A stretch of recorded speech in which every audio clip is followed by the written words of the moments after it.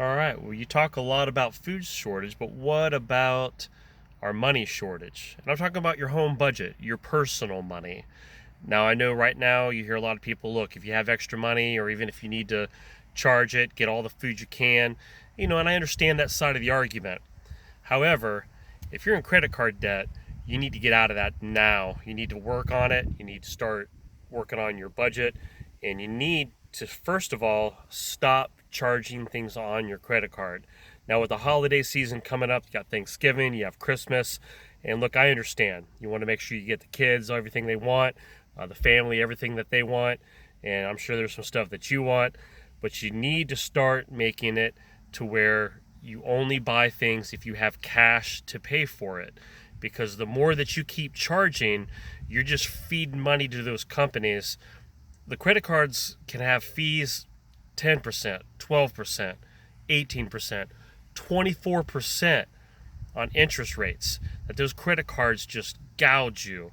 And pretty soon, before you know it, you're becoming a slave to your bills. If you have 2 or 3 credit card payments on top of all the other payments and everything else that you're trying to do in life, and you're trying to prep, you're trying to buy extra food, you're trying to do all these things, before you know it, you're getting stressed. I'm getting stressed just even thinking about it right now. You've got to stop charging on those credit cards. You've got to start working them down. Step number 1 is stop charging things on your credit card. You may have to say, all right, everybody, we're eating spaghetti and meatballs for the next month, or ramen noodles for the next month. You know what I'm saying. You cut back and you try to start saving some money, and you put to where that money now is taking care of your needs. And you have to start disciplining yourself to live on a budget. And if you already are, that's great. If you don't have credit card debt, that's great. You might even have some comments to put in this video on how to encourage other people. That is step 1. You need to start learning. In all seriousness, I'm trying to help you. You need to stop relying on credit cards to purchase everything. You're just digging yourself into a further and further hole. And some of you are probably kind of nodding your head and you're like, yeah, I'm feeling it right now. I'm feeling that pinch of being in some serious credit card debt. So step number 1, let's just go ahead and cut them up. Put them in the freezer or whatever you got to do in a cup of water.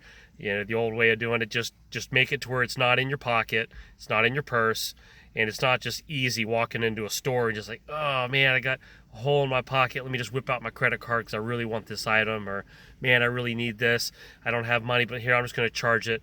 No, leave the credit cards at home. Use them only for emergencies or for things that require credit card only. Put them away, get rid of them. Stop using them until you can get yourself back on track. So that's the first step. Second step is I want you to go through all your bills, your statement. The first one I would look at is your bank statement. Are you paying any type of a monthly maintenance fee? If so, why? Look back at how many months that you've been paying that fee. Stop it. Stop paying monthly bank fees to the banks. Go into the bank, find out what can I do to eliminate this fee.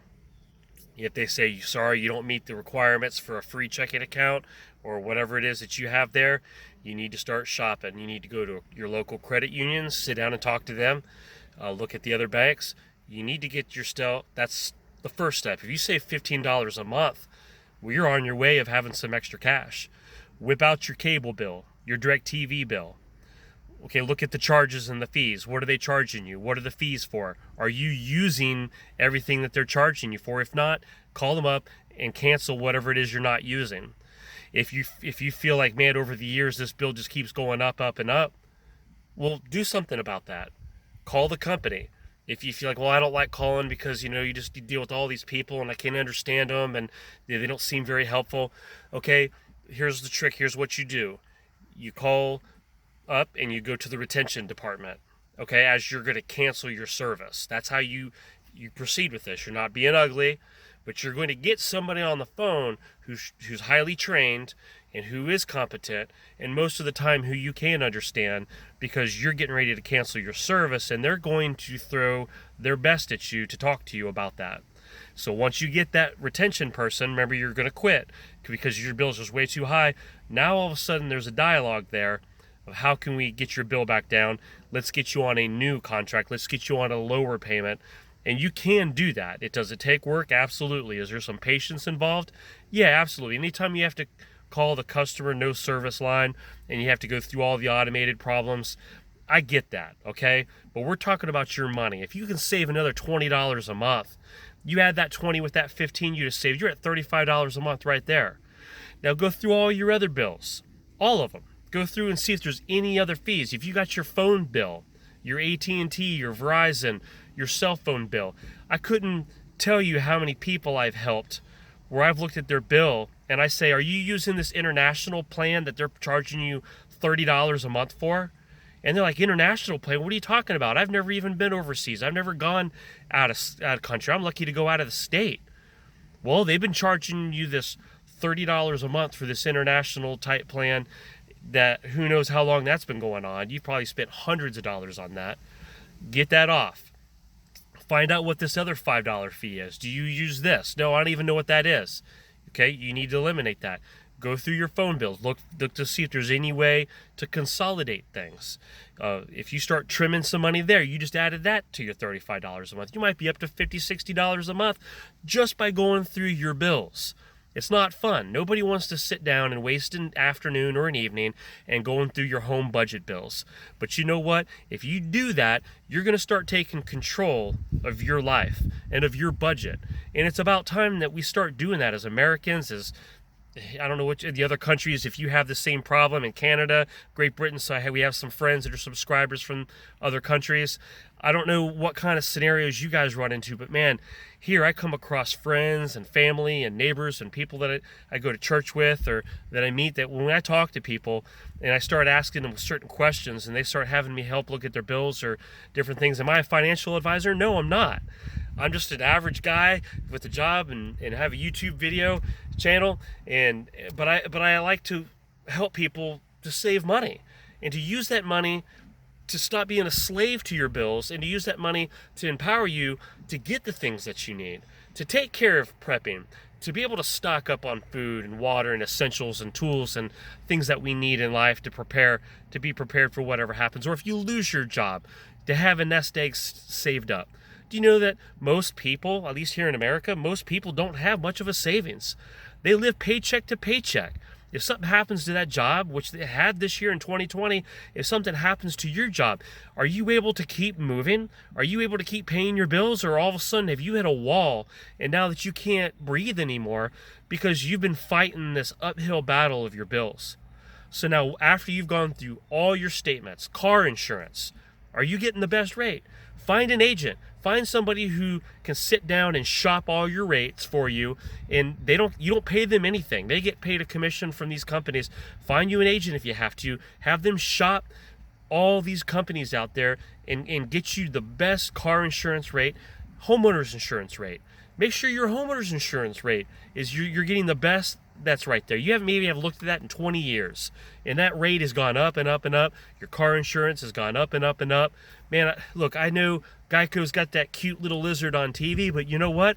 It might be time to drop the Geico. It might be time to get that shopped and start saving you some money.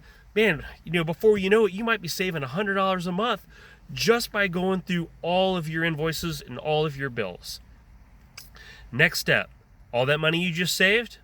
No, it's not, yay, I get to go shopping now. I get to spend more money on shoes and clothes, or guys, man, I get to go get this new thing or save up for a gun again. No, you take all that newfound money that you have now and you start applying that to your lowest credit card.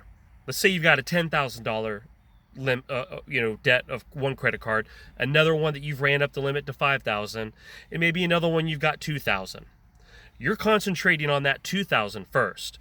Any amount of money that you can get and save, you start saving and watching what your family's eating. Look, don't eat out as much. If you do eat out, don't everybody get sodas, get waters. Find ways to start trimming your budget, and all that extra money goes right to that first credit card. Before you know it, that credit card's gone. That $2,000 debt credit card, that thing's off the table. And all that money now that you've been just pumping into that, plus the money you were spending on that bill up to this point, you now take snowball all that money over to your next credit card and you hammer it. You get rid of that debt. $5,000 gone. You snowball that and you roll all that money that you're saving, you roll it over and you start hammering the next one. I don't care how big the debt is. You got to get it under control. You need to take care of it. Take control of your budget again and your finances and start. That's part of prepping. Believe it or not, it's part of preparing. Is preparing yourself for the what if scenarios. What if you lose your job? What if the economy hits a turn? What if this? What if that? Okay, well, it's not just about food and water, folks. I wish it was that simple. Sometimes it's about money. It's about making sure you have food, money to buy the food, and about money to pay the bills so you have a home, so you have a place and a shelter. So there's so much more detail and depth we could talk about, but I think that's enough for today, right? I don't want to overload you just way too much. You might have to rewatch this video again just to kind of get the deer of, in the headlights look and take your time and focus on that. But do the first steps, okay? You got it, all right? You got this. Hit the thumbs up on my video. Subscribe if you haven't subscribed, and join on in to the House of Prep. And hey, don't forget, get your house in order, and I'll talk to you all later this week.